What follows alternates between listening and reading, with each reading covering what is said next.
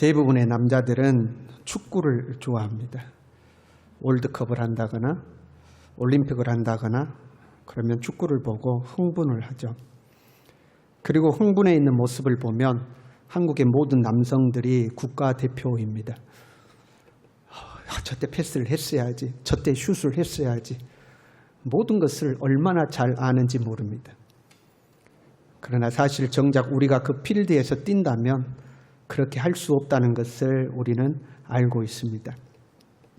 어떻게 해야 된다는 것을 아는 것과 실제로 내가 그것을 해내는 것은 별개의 문제인 겁니다. 야구도 좋아하잖아요. 그러면 투수가 되기 위해서 야구를 배운다고 생각해 봐요. 직구를 던지려면 손가락 모양을 이렇게 해야 된다. 포크볼을 던지려면 손가락 모양을 이렇게 해야 된다. 너클볼을 던지려면 이렇게 해야 된다. 배워서 알고 있지만 실제로 내가 그것을 구현해내기까지는 무던한 훈련과 연습이 필요합니다. 그래야 그것이 내 것이 되는 거죠. 신앙생활에 있어서도 마찬가지입니다. 하나님은 우리에게 말씀을 주셨습니다. 그리고 이 말씀은 약속입니다. 이 약속 속에는 무수히 많은 좋은 약속들이 가득 들어 있습니다. 우리를 지키시고 보호하시고 인도하시고 축복하시겠다는 약속이 가득 들어 있습니다.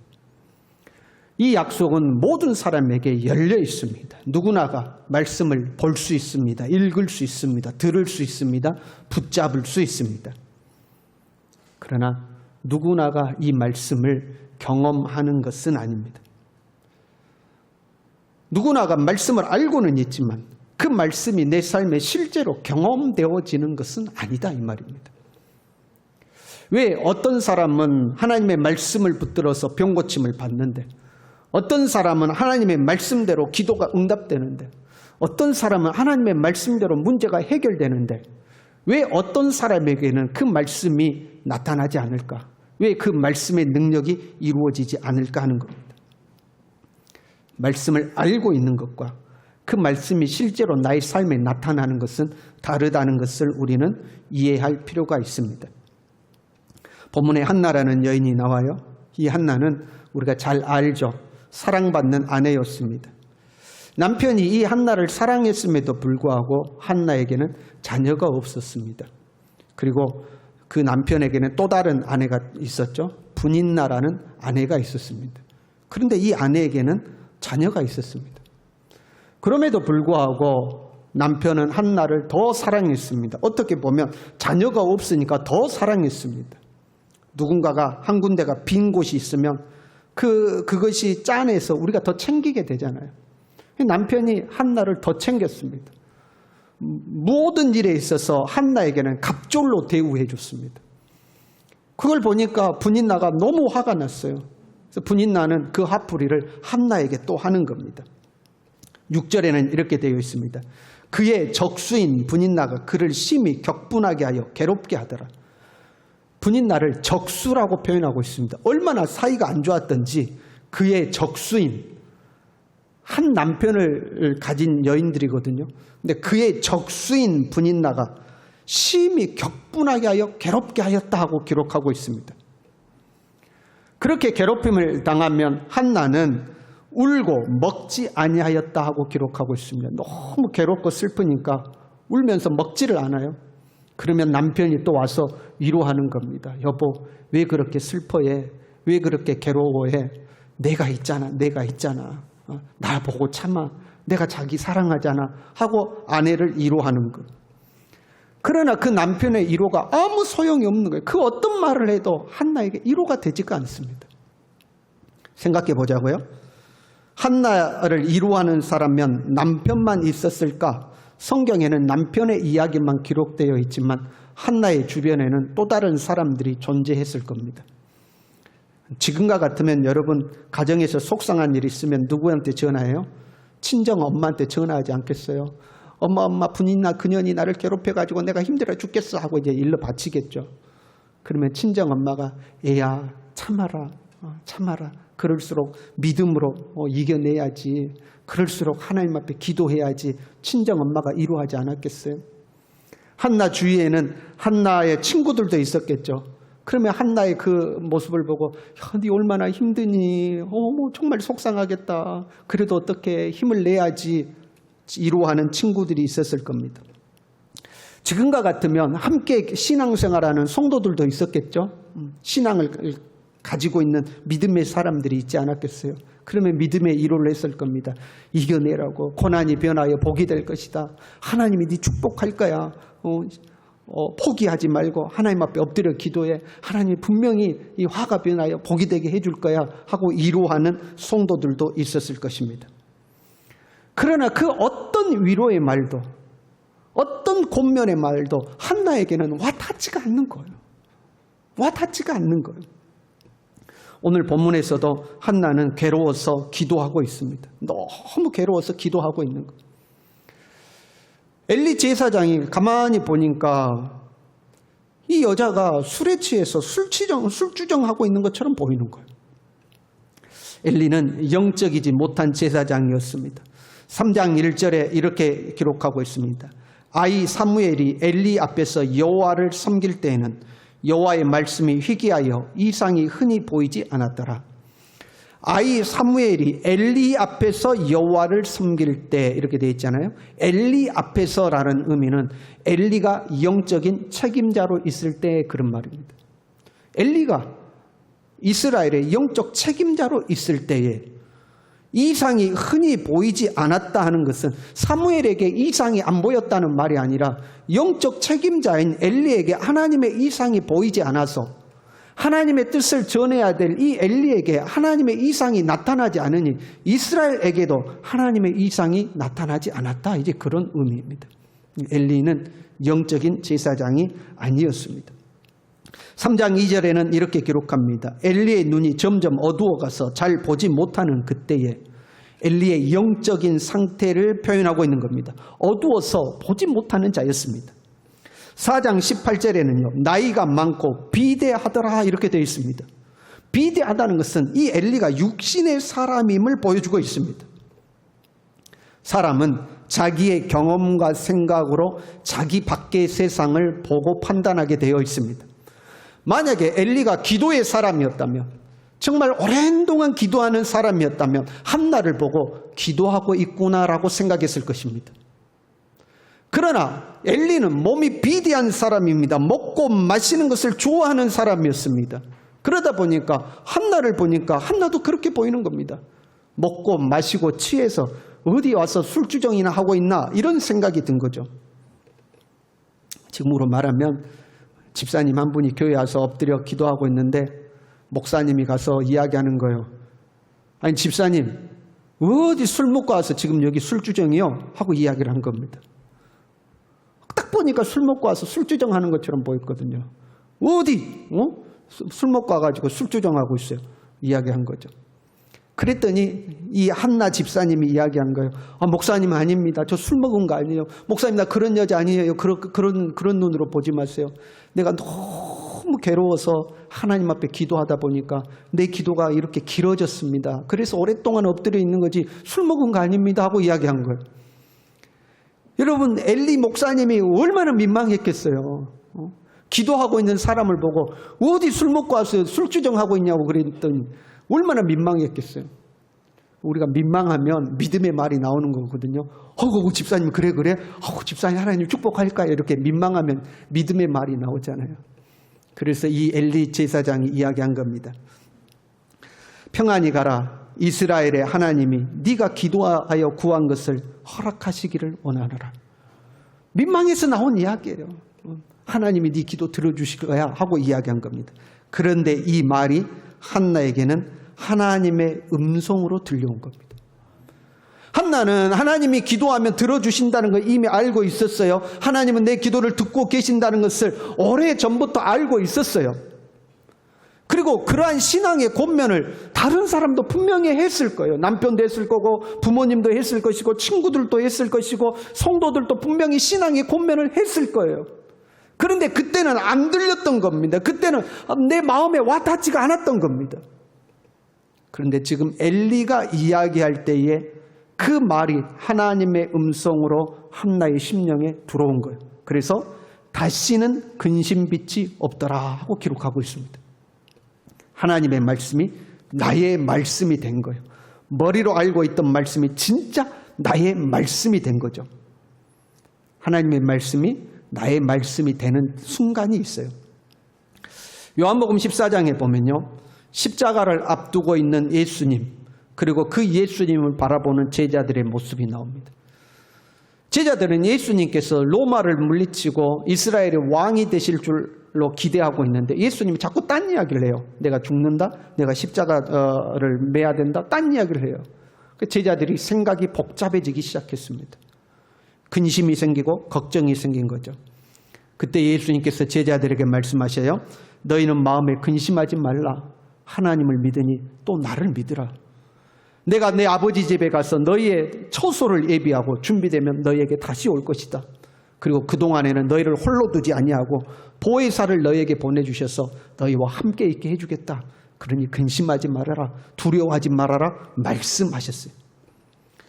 주님께서 그렇게 제자들에게 말씀을 주셨음에도 불구하고 한동안 제자들은 근심을 떨치지 못했습니다. 두려움을 떨치지 못했습니다. 예수님이 십자가를 지실 때 두려워 다 도망갔습니다. 죽을지라도 주님을 버리지 않겠다고 큰 소리쳤던 베드로도 도망갔습니다. 십자가에 죽은 줄로만 알았던 예수님이 사흘 만에 부활하셔서 제자들 앞에 나타나셨어요. 그때도 여전히 두려웠습니다. 어떻게 보면 생각이 더 복잡해졌어요. 여러분 그러지 않겠어요? 생전 처음 겪는 일입니다. 죽었던 사람이 자기들 앞에 다시 나타났거든요. 나타났다가 사라지기도 하고 사라졌다가 다시 나타나기도 하거든요. 생각이 더 복잡합니다. 더 걱정스럽습니다. 그러니 제자들이 부활하신 예수님을 만난 뒤에는요, 모이며 문을 꼭꼭 잠그고 숨었습니다. 무섭고 두려웠거든요. 이 두려움과 근심이 언제 사라집니까?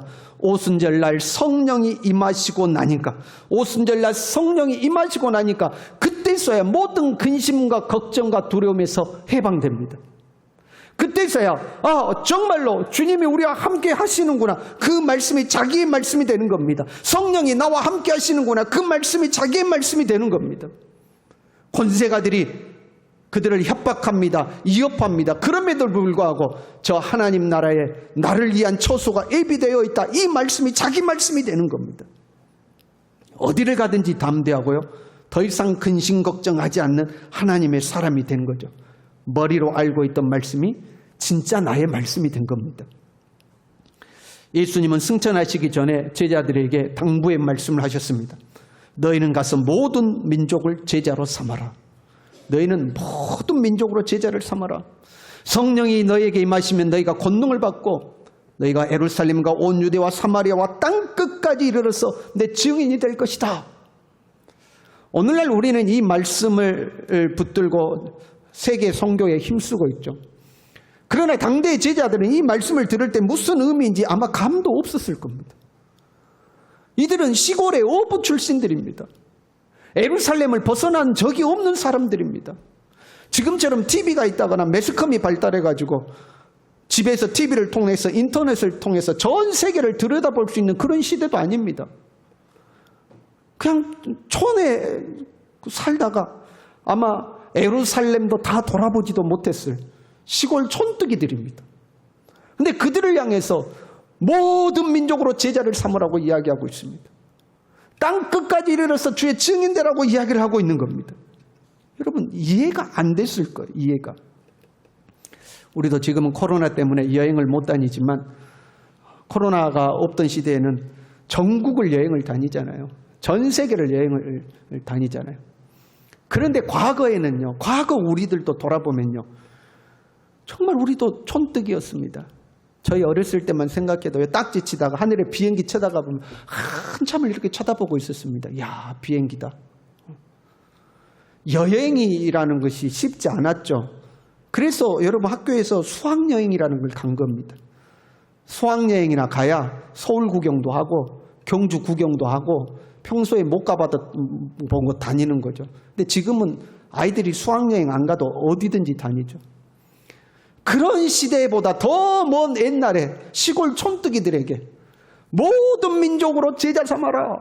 땅끝까지 증인되어라 이야기하니 여러분 무슨 감이 있었겠습니까? 아무리 주님이 주신 말씀이지만 자기 말씀이 아닌 겁니다. 이해도 안 되는 말씀입니다. 여러분, 제가 매주 설교를 하면서 여러분은 전 세계를 누비는 선교사처럼 복음 전하는 자가 될 겁니다. 우리 교회는 저 모든 민족을 제자 삼는 그런 교회가 될 겁니다. 막 열불내서 설교를 해요. 그럼 여러분 뭐라고 하시겠어요? 아멘 하시겠습니까? 아니면 목사님 뭔 바람이 불었다냐, 어째 자꾸 저런 이야기를 한다냐 그러겠습니까? 아니, 그 비전도 감당할 만한 비전을 이야기해야죠. 안 그렇습니까? 그 이해가 안 되는 거예요. 이 제자들은 성령을 받고서도 예루살렘을 떠나지 못하고 예루살렘에 머물러 있었습니다. 성령 받아서 능력이 나타나고 권능이 나타나는데도 그 예루살렘에 머물러 있었어요. 어떻게 해야 되는지 모르는 겁니다. 모든 민족으로 제자를 삼는 걸 모르는 겁니다. 전 세계로 나가는 걸 모르는 겁니다. 그러다가 예루살렘에 핍박이 찾아왔습니다. 핍박이 찾아와서 더 이상 예루살렘에 머무를 수 없는 상황이 되었어요. 뿔뿔이 흩어질 수밖에 없는 상황이 되었어요. 그래서 유대로 뻗쳐나갑니다. 사마리아로 뻗쳐나갑니다. 다른 민족들에게 복음을 들고 나가기 시작합니다. 그때서야 주님의 말씀이 생각난 겁니다. 땅끝까지 이르러서 증인되라고 하셨지. 그때서야 그 말씀이 자기 말씀이 되는 거예요.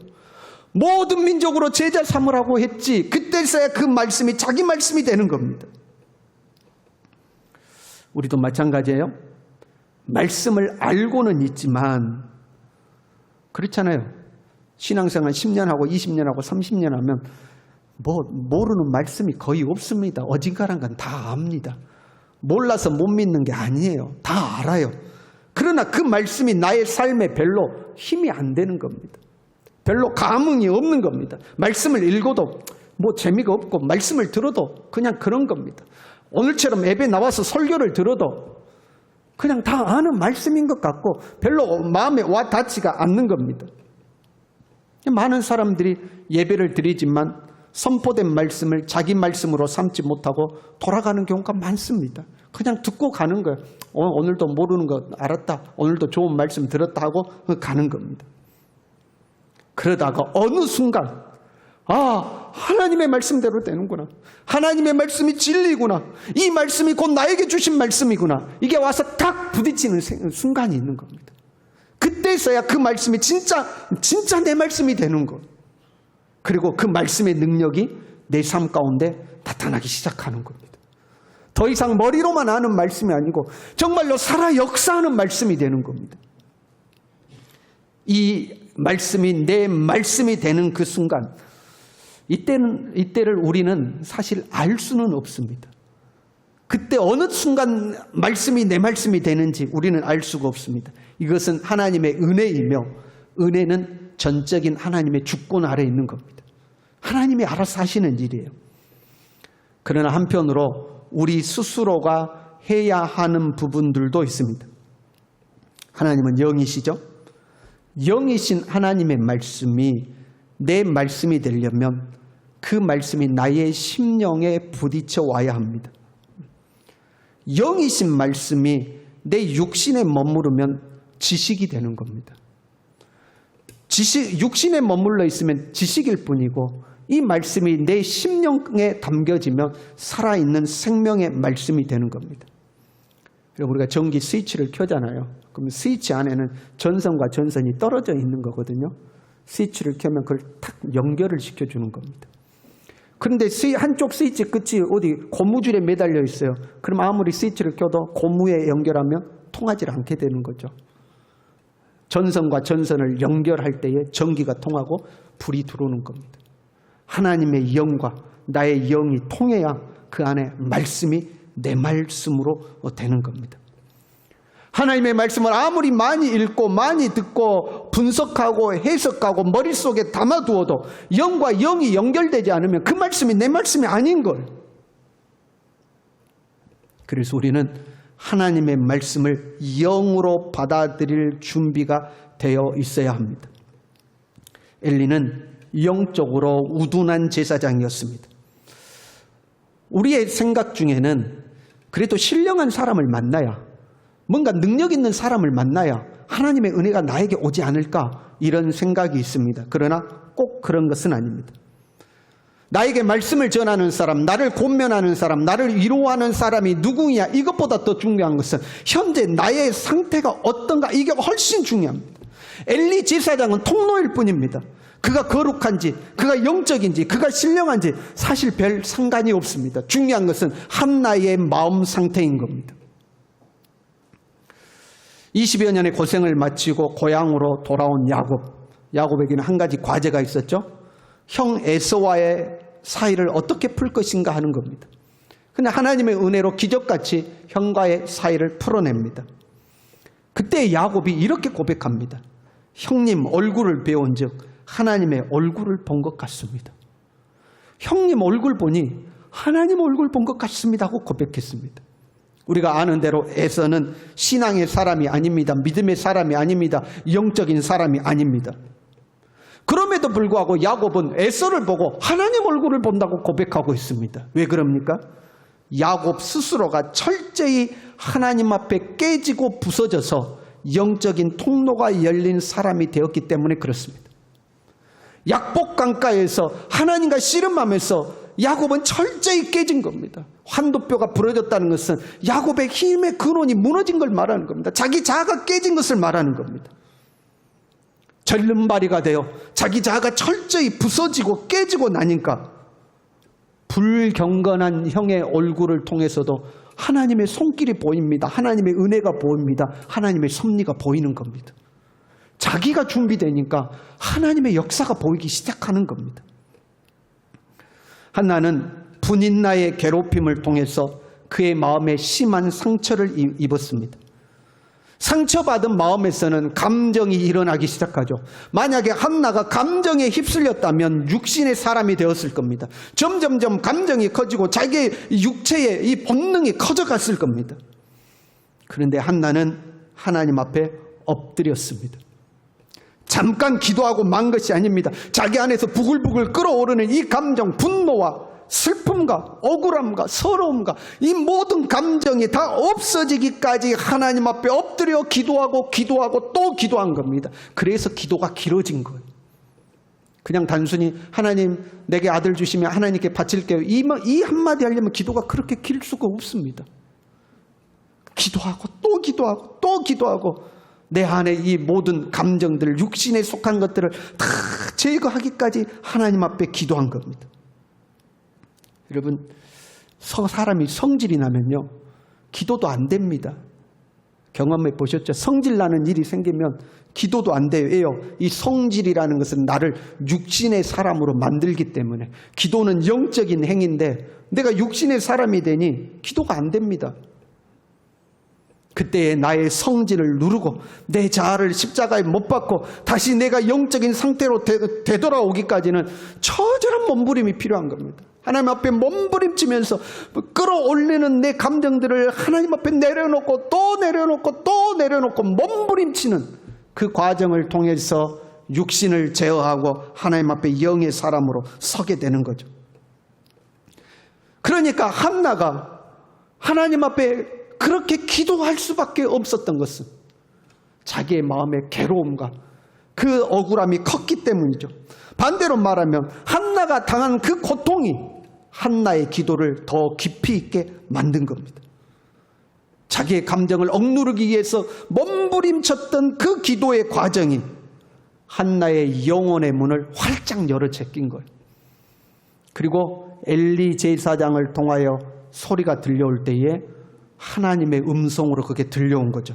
그의 영혼에 들려온 거예요. 그리고 그 말씀이 자기 말씀이 되는 겁니다. 하나님의 말씀이 나의 말씀이 되려면 영적인 통로가 열려 있어야 합니다. 우리가 영의 사람이 되어야 합니다. 여러분, 영의 사람이 되어야 돼요. 육에 속한 사람은 하나님을 볼 수도 없고 알 수도 없고 깨달을 수도 없는 것. 하나님의 영의 말씀이 내게 오다가 육에 부딪혀서 흩어져 없어지는 겁니다. 영의 사람이 되어야지만 하나님의 말씀이 내 말씀이 되는 것을 경험하게 됩니다. 영의 사람이 되는 것은 여러분 어렵지 않아요. 막 신비한 사람이, 신통한 사람이 된다고 생각할 필요가 없습니다. 영의 사람이 된다는 것은 영적인 것, 영이신 하나님, 영적인 것에 관심을 두는 겁니다. 하나님은 영이시니 하나님께 우리의 초점을 맞추는 겁니다. 하나님을 찬양하고 하나님께 기도하고 하나님을 예배하며 내 삶에 어떤 일들이 있을지라도 하나님께 초점을 맞추며 사는 겁니다. 어떤 문제가 생기더라도 하나님을 향해 열려 있는 겁니다. 사실 우리가 일상의 삶 가운데는 하나님의 특별한 인도가 필요하지 않는 경우가 대부분입니다. 그렇잖아요? 짜여진 삶의 틀을 짜여진 대로 우리가 살아가면 됩니다. 그러다가 우리 앞에 문제가 생겼을 때 하나님의 도움이 필요할 때 그때 하나님의 인도가 필요한 거죠. 내게 주어지는 하나님의 말씀이 필요한 거죠. 그런데 그러한 상황이 되면 동시에 우리의 감정도 같이 움직입니다. 우리의 생각도 같이 움직입니다. 우리의 육신이 일어서기 시작합니다. 그때도 하나님 앞에 있어야 하는 거죠. 한나처럼 하나님 앞에 엎드려 기도하든지 찬양을 하든지 주님의 말씀을 붙들든지 내 육신에 끌려가지 아니하고 하나님을 바라보는 겁니다. 그때에 성령께서 역사하시는 줄로 믿습니다. 이미 우리가 알고 있는 하나님의 말씀이 살아서 움직이기 시작하는 겁니다. 그 말씀에 대한 믿음이 생기고 확신이 생기는 겁니다. 그 말씀대로 이루어 가시는 하나님의 역사를 경험하게 되는 겁니다. 이런 은혜가 저와 여러분 모두에게 있기를 간절히 바랍니다. 이 마음으로 우리 함께 찬양하겠습니다.